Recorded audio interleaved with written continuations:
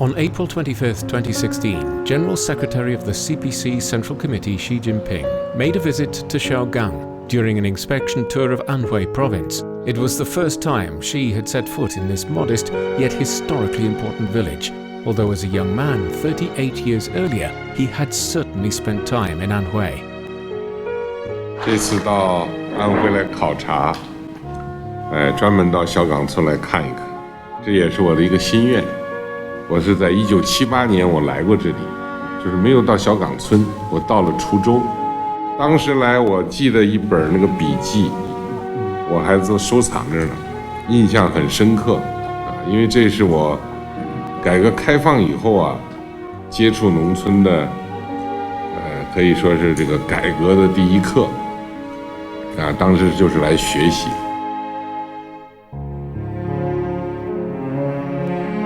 Reviewing the history of Xiaogang village, Xi said with emotion, the thing they risked their lives to do pioneered China's road to economic reform and has become a landmark of history.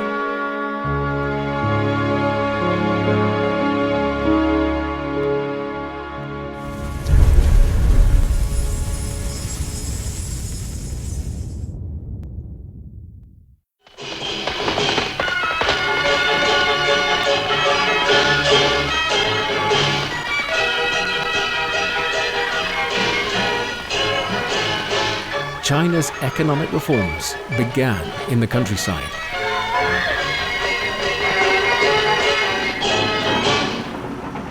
当前最迫切的是扩大厂矿企业和生产队的自主权。一个生产队有了经营自主权，一小块地没有种上东西，一小块水面没有利用起来搞养殖业，社员 和干部就要睡不着觉，就要开动脑筋想办法。 At the end of 1978, almost at the same time that Deng Xiaoping was speaking, in this hut of Xiaogang village, 18 villagers added their thumbprint to an agreement known as the all-round contract system.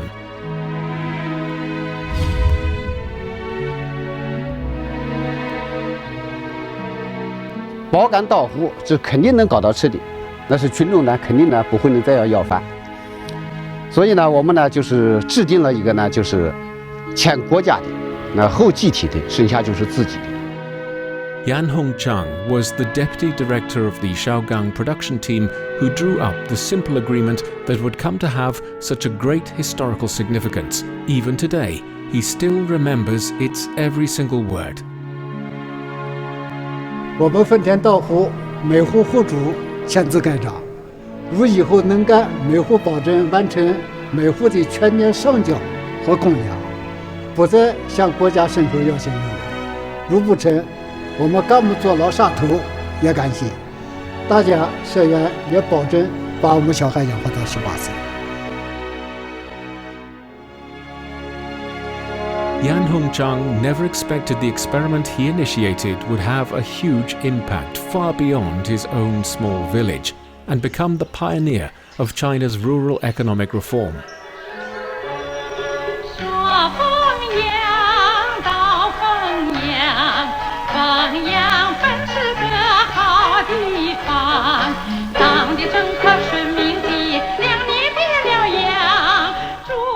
One year later, Xiaogang village reaped a bumper harvest. The Xiaogang production team, which had been relying on state relief for more than 20 years, not only met its government quota for the first time, the barns of every household were filled with grain.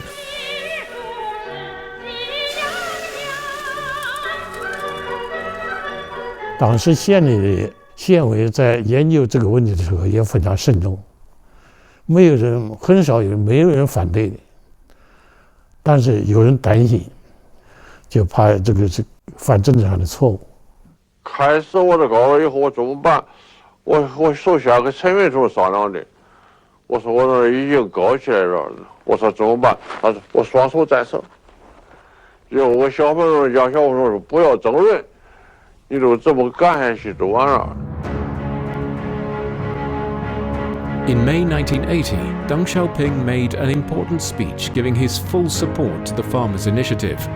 Some comrades are worried that this practice may have an adverse effect on the collective economy. I think their fears are unwarranted. Generally speaking, the main problem in rural work is still that people's thinking is not sufficiently emancipated. With Deng's backing, prohibitions were lifted to allow peasants to make decisions and experiment by themselves. By the end of 1984, more than 99% of production teams nationwide had implemented the household contract responsibility system, which was essentially the same as the all-round contract system initiated in Xiaogang village. Deng Xiaoping hailed China's rural reform as a great creation of the nation's peasants. In October 1983, the CPC Central Committee and the State Council issued Notice on the Separation of Government Administration from Commune Management and the Establishment of Township Governments, which officially put an end to the old system in which the People's Commune was both an administrative and economic unit. Following the success of rural reform, township and village enterprises emerged as a new force. Peasants adjusted their efforts to local conditions and formed their own patterns of development through trials and practices with a strong local flavor.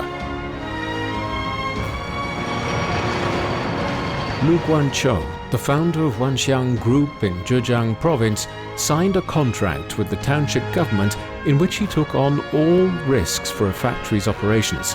Under his command, the enterprise then grew into the first Chinese auto parts company to enter the American market. The rapid development of township and village enterprises brought dramatic changes to China's countryside. By 1987, the number of such enterprises nationwide had grown to more than 17.5 million. Their combined annual output value was 476.4 billion yuan. Making up 50.4% of the rural economy. For the first time, the sector exceeded total agricultural output. Towns and small cities flourished with the growth of these enterprises. The structural divide between China's urban and rural areas began to change, creating conditions critical for the construction of a new countryside with Chinese characteristics.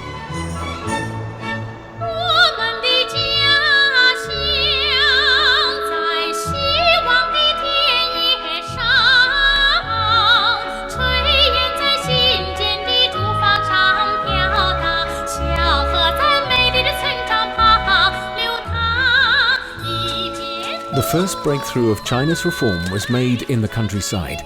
The CPC was then able to learn from the practices and innovations of peasants. It continued to push ahead, bringing profound changes to the nation's vast rural areas and unleashing their potential.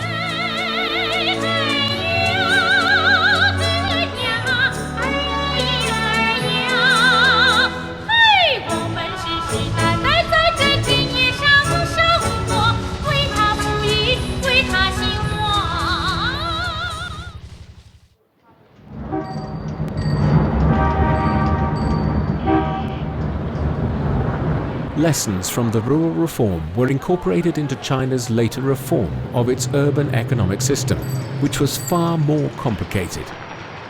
After the third plenary session of the 11th CPC Central Committee, reform of China's urban economic system was gradually pushed through nationwide, with expanded decision-making powers for enterprises as a key element. In April 1979, the CPC Central Committee and State Council decided to launch pilot reform programs in 8 large state-owned enterprises, or SOEs, in cities including Beijing, Tianjin, and Shanghai. Giving the SOEs the power to make their own decisions shook the traditional planned economy. Before the reform, they had been obliged to follow central state production planning. Afterwards, they began to study their markets, promote their products, and care about profit and loss.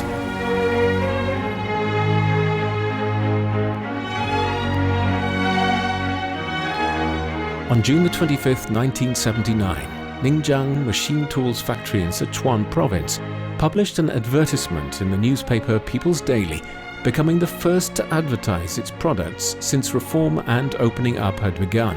The factory then received an avalanche of calls, letters, and even personal visits from all over the country to place orders. Contracts for more than 1,000 sets of machine tools were signed at home and abroad. Both the factory and its workers gained substantially from improved sales.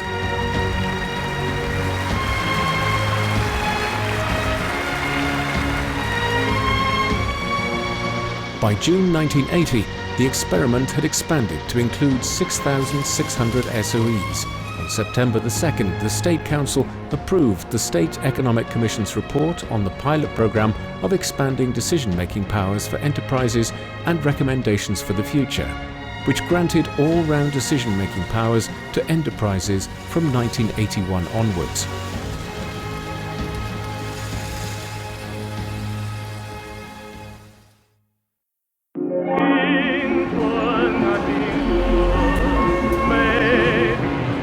In 1979, a multitude of educated youths returned from the countryside to their homes in the city. To alleviate the resulting employment pressure, the central government resolved to support the development of private enterprises, as well as China's urban collective economy. With public ownership continuing to play a dominant role, diverse forms of ownership began to develop side by side.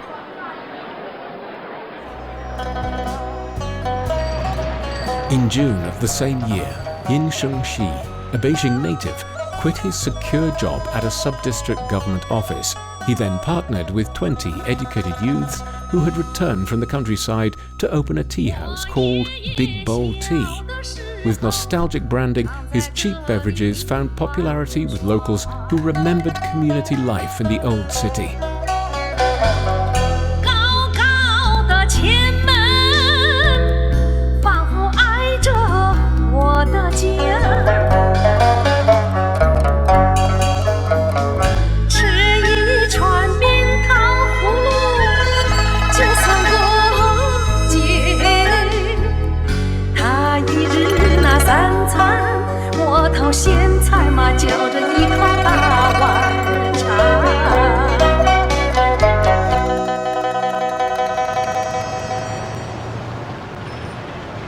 In Wuhu, Anhui, meanwhile, a sole proprietor called Nian Guangzhou was building his company selling roasted sunflower seeds.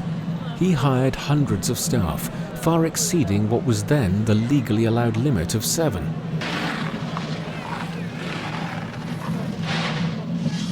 Against conservative voices within the party, Deng Xiaoping said putting Nian's shops out of business would cause anxiety and amount to no good. So what if we let him go on selling his seeds for a while, he asked. Will that hurt socialism?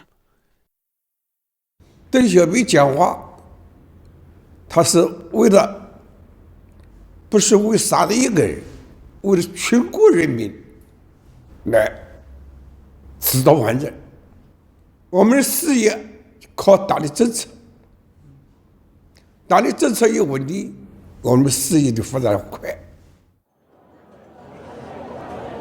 In 1981, after the Chinese government issued policies and regulations on the urban non-agricultural private economy, self-employment officially became legal.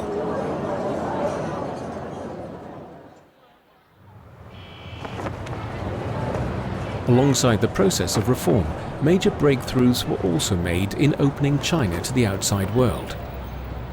In July 1978, Xi Zhongshun chose Chongying Street in Guangdong's Bao'an County as the first stop of his investigative tour after he took office in the provincial government. The Hong Kong side of the street was flourishing, while the mainland side just a few meters away was depressed. The dramatic contrast inspired Xi Zhongshun to think about how to develop the Guangdong region bordering Hong Kong. In October, the Guangdong government submitted a report entitled On Foreign Trade Bases and Municipal Planning of Bao'an and Zhuhai counties to the State Council. It proposed designating the two counties as municipalities directly under the provincial government. In January 1979, Guangdong Province and the Ministry of Transport jointly submitted a report to the State Council proposing the establishment of an industrial zone in the Shekou area of Bao'an. It was approved by the central government.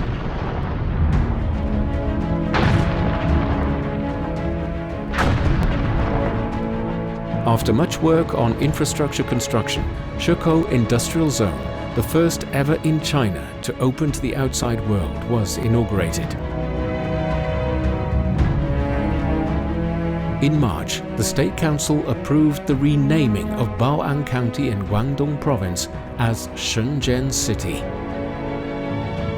On April the 8th, Xi Zhongxun, then First Secretary of the CPC Guangdong Provincial Committee, stated in a speech at the Central Work Conference that with its location neighbouring Hong Kong and Macau, and with the large number of overseas Chinese from those territories, Guangdong should actively carry out international economic and technological exchanges. He asked the central government to allow the province to make its own moves towards opening up by establishing export processing zones in the coastal cities of Shenzhen, Zhuhai and Shantou. The leadership of Fujian province also proposed to copy this model. Deng Xiaoping suggested calling them Special Economic Zones, or SEZs. He said, the central government doesn't have the funds for you, but it can provide policy support so that Guangdong is able to fight its own way to success.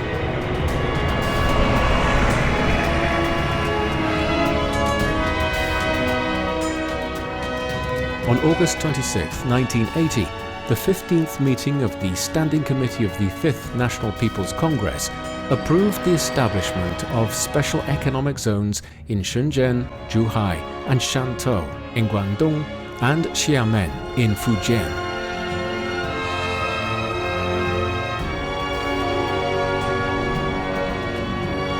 Years have passed since the initial struggle to build Shekou as an industrial zone. The Shenzhen Special Economic Zone has become a world-class metropolis, demonstrating the outstanding achievements of China's reform and opening up.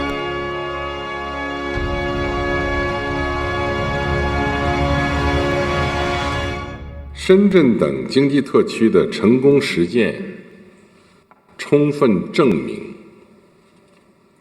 党中央关于兴办经济特区的战略决策是完全正确的。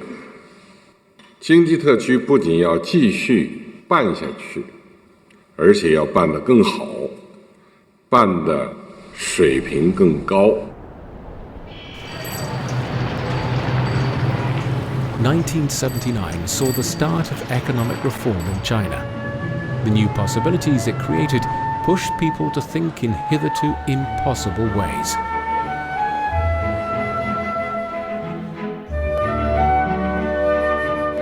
On November the 26th, 1979, Deng Xiaoping put forward a brand new idea during an interview with an American journalist. We can develop market economy under socialism.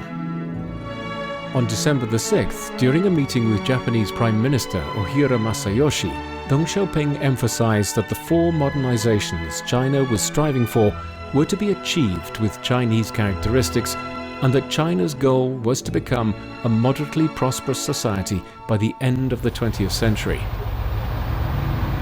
Developing a market economy under socialism and building a moderately prosperous society were early manifestations of China's economic reform and modernization. With the goals outlined, the question now was which path China should take in order to achieve its objectives.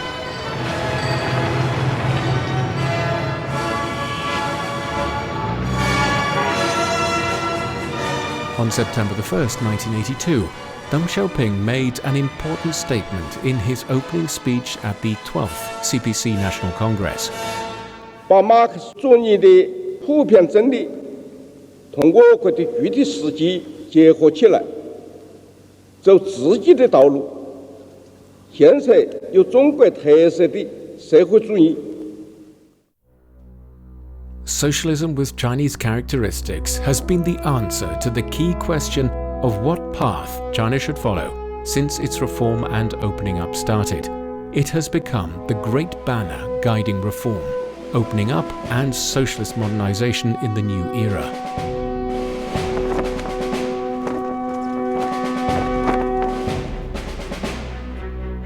But what exactly is socialism with Chinese characteristics?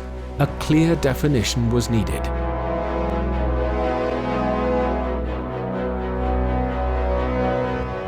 On October 20th, 1984, the third plenary session of the 12th CPC Central Committee adopted the CPC Central Committee's decision on the reform of the economic system, dismantling the false dichotomy of planned economy versus market economy, and defining for the first time the nature of China's socialist economy as a market economy based on central planning and public ownership.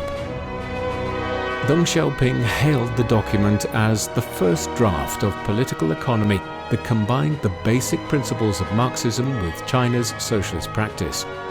He thought highly of the document, given its clarification of the socialist path China was about to take.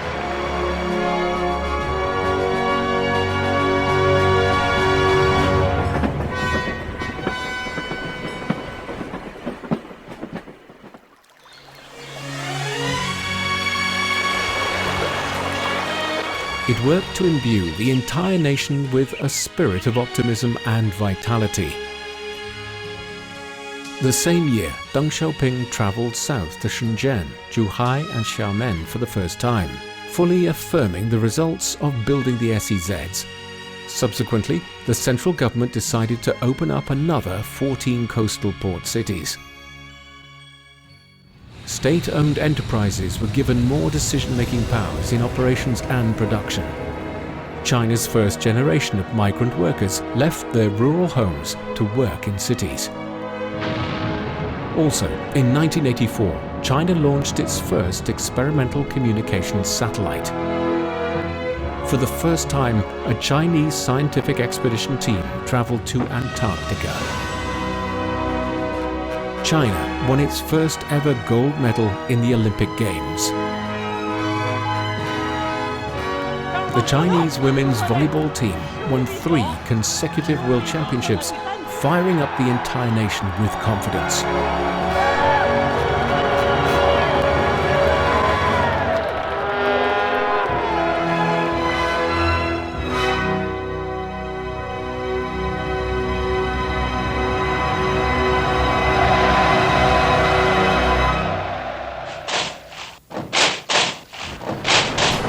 On October 1st, 1984, a grand military parade was staged in Tiananmen Square to celebrate the 35th anniversary of the founding of the People's Republic of China.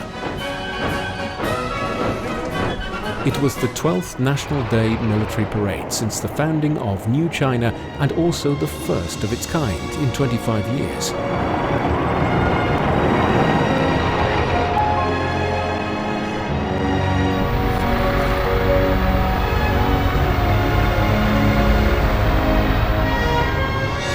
Joining the procession, students from Peking University held high a banner that read, "Hello Xiaoping," expressing their respect and love for the great leader who had mapped the course of China's reform and opening up.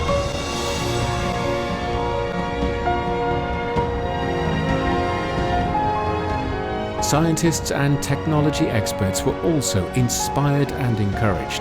In March 1986, 4 renowned Chinese scientists called on the CPC Central Committee for China to study advanced technology worldwide and develop high technology at home.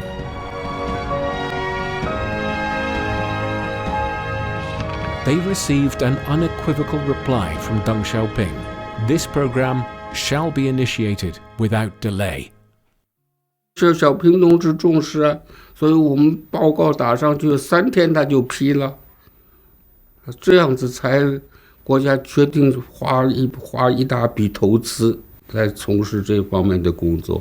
那么我们4个人都是搞科学的，没有经费概念。这个王甘成同志因为原来是2机部兼职副部长，稍微知道一些这个概念，他说大概几千万块钱。后来张金虎跟我们说，他说国务院已经初步决定准备花100个亿。100个亿，他说是所以1000万。我们就吓了一大跳，吓了一大跳。China's national initiative for developing high technology was called the 863 Program, and it was approved by the central government in November 1986, with tens of thousands of scientists in different fields now working together to tackle technological challenges. China's high-tech development entered a new era.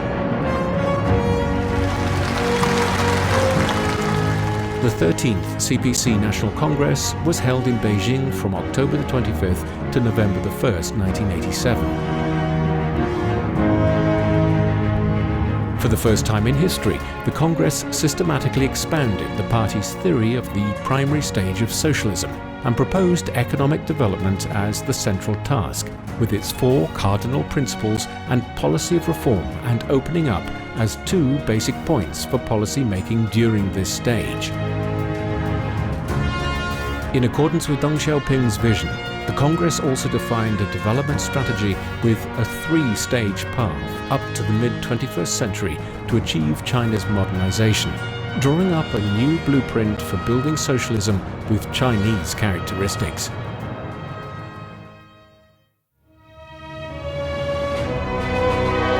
In its explorations into integrating the basic tenets of Marxism with the concrete realities of China, the CPC has blazed a path of socialism with Chinese characteristics. The initiation and development of this path was a great achievement of the CPC's central leadership, with Deng Xiaoping at its core, and a great result of its constant efforts to unite the Chinese nation, emancipate people's minds, and seek truth from facts in constant exploration and innovation.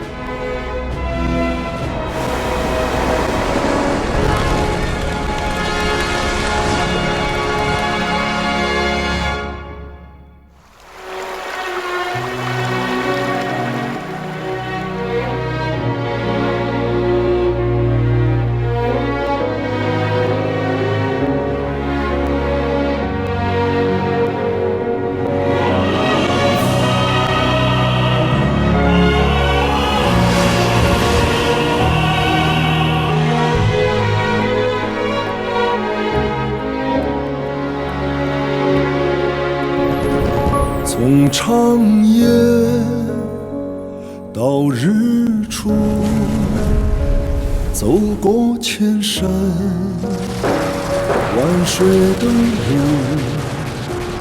每一步都是信仰足迹，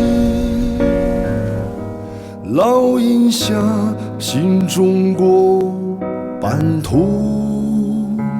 从贫弱到富强，走出复兴，为业征途，每一天都有奋斗牺牲，只为人民拥抱幸福，凭着心中信念，敢叫日月换新天，雄关漫道，风雨无阻，汇聚集中华儿女同向前。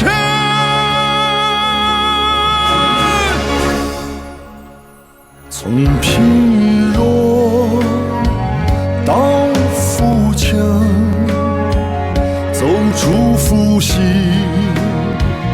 为业征途，每一天都有奋斗牺牲。